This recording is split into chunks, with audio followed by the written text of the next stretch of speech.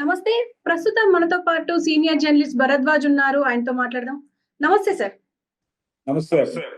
Sir మీరు చెప్పండి. ఈరోజు 'Arjun son of Vyjayanthi' movie release అయ్యింది. ఒక పక్క కళ్యాణ్ రామ్ చాలా రోజుల తర్వాత థియేటర్‌లో కనిపించారు. అంటే సిల్వర్ స్క్రీన్‌లో కనిపించారు. ఈవెన్ వైజయంతిగా విజయశాంతి గారు చాలా రోజుల తర్వాత ఒక పవర్‌ఫుల్ క్యారెక్టర్‌లో కనబడబోతున్నారు అని చెప్పేసి ఎక్స్‌పెక్ట్ చేశారు. అలాగే ఉందంటారా? రివ్యూ ఎలా ఉంది సార్? అంటే ఈ సినిమాకి సంబంధించి ఒక పాత కాన్సెప్ట్‌తో వచ్చాడు డైరెక్టర్ గారు. అంటే కొత్తగా చెప్పడం, పాత కథని కొత్తగా చెప్పడమే కమర్షియల్ ఫార్ములా అనేది మనకి తెలుసు.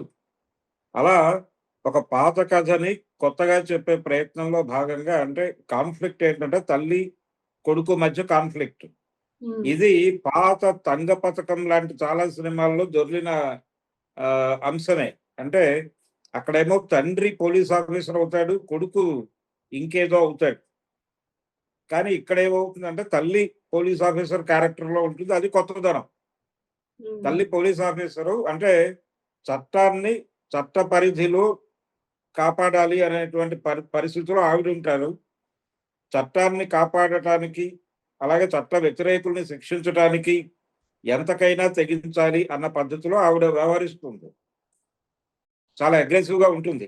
అంటే చట్ట పరిరక్షణ కోసం ఏం చేయటానికైనా సిద్ధపడే క్యారెక్టర్ వైజయంతి క్యారెక్టర్. ఇది కర్తవ్యం నుంచి తీసుకున్నారు. తీసుకుని దానికి చట్టాన్ని చేతిలోకి తీసుకునేటువంటి కొడుకు పాత్ర. అంటే చాలా సందర్భాల్లో చట్టం న్యాయం చేయలేనటువంటి సందర్భాలు కొన్ని ఉంటాయి. అలాంటి సందర్భాల్లో కొంతమంది వ్యక్తులు ఎంటర్ అయ్యి వాళ్ళు న్యాయం చేసేస్తారు. అంటే కోర్టుకు వెళ్ళలేని, లేకపోతే చట్టం దృష్టికి తీసుకురాలేని పరిస్థితుల్లో కొంతమంది ఇప్పుడు మనం బయట ప్రైవేట్ గూండాలు, రౌడీలు, దాదాలు అని చెప్పుకునేటువంటి వాళ్ళందరూ ఎంటర్ అయ్యేది ఇక్కడే. చట్టం ప్రవేశించలేని ప్రాంతాల్లో న్యాయం చేయటానికి కోసమే మేమున్నాం అని చెప్పి ఉదాహరణకి నాయకుడు అనే సినిమాలో కమల్ హాసన్ చేసేది అదే. అంటే చట్టం ఎవరికైతే ఉపయోగపడదో, చట్టం వలన ఎవరికైతే న్యాయం జరగదో, చట్టాన్ని ఎవరైతే అంటే డబ్బులున్న వాళ్ళు కొనేసి చట్టాన్ని డబ్బులు లేని వాళ్ళకి అన్యాయం చేస్తున్న సందర్భంలో ఈ పేదవాళ్ల తరఫున గొంతు విప్పి ఎవరైతే చట్టాన్ని కొనుగోలు చేస్తున్నారో వాళ్ళ తాట తీసేటువంటి ఒక క్యారెక్టర్ ఉంటుంది. ఆ క్యారెక్టర్లోకి కొడుకు పాత్రను ప్రవేశపెట్టి అవతలేమో చట్టాన్ని రక్షించడం కోసం ఏం చేయడానికైనా సిద్ధపడే తల్లి, ఇక్కడేమో న్యాయం జరగటానికి చట్టాన్ని అతిక్రమించైనా సరే పని చేయడానికి సిద్ధపడిపోయే కొడుకు. ఈ రెండు పాత్రల మధ్య ఒక కాన్ఫ్లిక్ట్ క్రియేట్ చేస్తుంది. నిజానికి జనతా గ్యారేజ్ సినిమాలో ఎన్టీఆర్ క్యారెక్టర్ అదే మోహన్ లాల్ క్యారెక్టర్. అలాంటి క్యారెక్టర్ను ఒకటి డిజైన్ చేసి ఆ క్యారెక్టర్కి పోలీస్ ఆఫీసర్కి మధ్యలో కాన్ఫ్లిక్టు. ఇక్కడ ఏంటంటే ఆ పోలీస్ ఆఫీసర్ తల్లి అవుతుంది, ఈ దాదాగిరి చేసేటువంటి వ్యక్తి కొడుకు అవుతాడు. వీళ్ళిద్దరి మధ్య కాన్ఫ్లిక్ట్ని డెవలప్ చేయడం ద్వారా ఆడియన్స్ని థియేటర్లో ఎంగేజ్ చేయొచ్చు, కూర్చోబెట్టచ్చు అనుకున్న డైరెక్టర్ గారు. కాకపోతే ఈ కథ నడపటంలో జనాలకి సన్నివేశం అర్థమైపోయింది. అర్థమైపోవడంతో రాబోయే సన్నివేశం ఏమిటి, వీళ్ళిద్దరి మధ్య జరిగే సంభాషణలు ఏమిటి, వీళ్ళు ఎలా రియాక్ట్ అవుతారు, అతను ఏం చేస్తాడు, ఈవిడ ఎలా రియాక్ట్ అవుతుంది, ఇవన్నీ కూడా అనేక సినిమాల్లో చూసిన జ్ఞానం ప్రేక్షకులకు ఉండటం వలన, పైగా ఇలాంటి ఇంతకంటే చాలా అడ్వాన్స్డ్ టాపిక్స్ వెబ్ సిరీస్లో నడుస్తున్నాయి. ఇప్పటికీ ఒక 40 ఏళ్ల క్రితం, 50 ఏళ్ల క్రితం కథలు తీసుకుని ఆ పాత సినిమాల్లో దొరికిన క్యారెక్టర్లను తీసుకొచ్చి వాటి మధ్య ఒక కాన్ఫ్లిక్ట్ ఉందని తాము భ్రమపడి ప్రపంచాన్ని భ్రమలో ముంచెత్తుదామని చెప్పి ఇలాంటి కథలు డిజైన్ చేసుకున్నారు. దాంతో థియేటర్లో కూర్చున్నటువంటి ప్రేక్షకులకి చిరాకు తప్ప ఎక్కడా కూడా కొత్తదనం కనిపించలేదు. అలాగే థ్రిల్ కూడా కనిపించలేదు.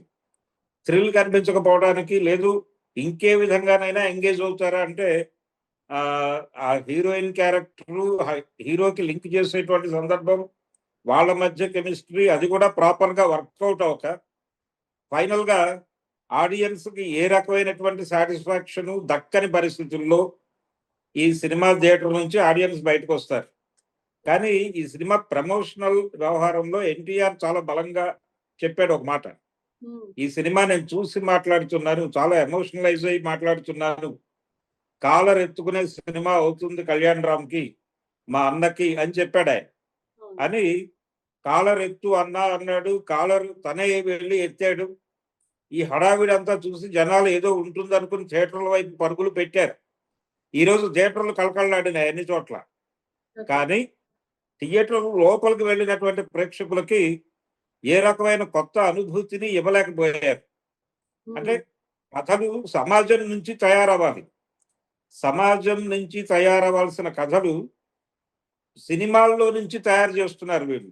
ఆల్రెడీ జనాలు చూసేసి హిట్ చేసేసినటువంటి సినిమాల్లో నుంచి కొన్ని సక్సెస్‌ఫుల్ పాత్రలను తీసుకొచ్చి, వాటిని ఒక చోట అసెంబుల్ చేసి, వాటి మధ్య ఒక రొటీన్ కాన్‌ఫ్లిక్ట్ అల్లి, దీని మీద కథ సినిమా తీసేస్తే జనం చూసేస్తారు అనేటువంటి భ్రమకి గురవుతున్నారు. ఆ భ్రమలో భాగంగా వచ్చినటువంటి సినిమానే ఇది 'అర్జున్ సన్ ఆఫ్ వైజయంతి' అనే సినిమా.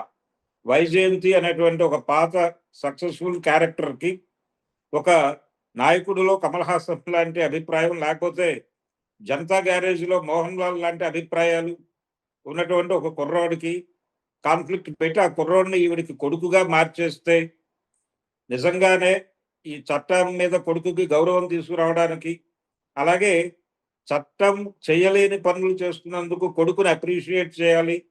ఆ పద్ధతిని కూడా మనం అంగీకరించాలి అని ఆవిడ అనుకుంటుందా? అని జనాలు ఉత్కంఠతో చూస్తారు అని డైరెక్టర్ గారు అనుకున్నాడు. కానీ, హ్మ్. దీన్ని మించిన ఇంకో గొడవ జరుగుతోంది సమాజంలో. అదేంటంటే, మనిషిని సరుకుగా మార్చేసి ఏం చేయటానికైనా సిద్ధపడిపోయే పరిస్థితుల్లో ప్రపంచం నడుస్తున్నటువంటి సందర్భంలో మనం ఉన్నాం. కాబట్టి ఇక్కడ కోర్టుకు వెళ్ళినా, లేకపోతే పోలీస్ స్టేషన్‌లలో గాని ఎక్కడైనా సరే, న్యాయం కూడా సరుకుగా మారిపోయినటువంటి ప్రపంచంలో మనం నడుస్తున్నాం. అందుకని కొంచెం ప్రస్తుత ప్రపంచము, ప్రస్తుతం జరుగుతున్న క్రైమ్సు, ప్రస్తుతం బ మన పోలీసు వ్యవస్థ వ్యవహరిస్తున్న పద్ధతి, వీటన్నిటిని పరిగణనలోకి తీసుకొని కొత్త కథలు రాసుకోవాలి. ఓకే. సమాజం మారింది. సమాజం మారింది. కొత్త కథలు వస్తున్నాయి. ఆ కొత్త కథల వైపు చూడకుండా ఇప్పటికీ పాత కథల వైపు చూస్తూ ఇలాంటి సినిమాలు తీస్తే వీళ్ళని ఎక్కువ కాలం భరించే పరిస్థితి ప్రేక్షకులకు లేదు. సహనం పోయింది. ఇలాంటి సినిమాలు అంటే ఆల్రెడీ ఇలాంటి టాపిక్‌తోనే ఒక కథ రీసెంట్ టైమ్‌లో గూడా రిలీజ్ అయింది ఒకటి. చూసాను.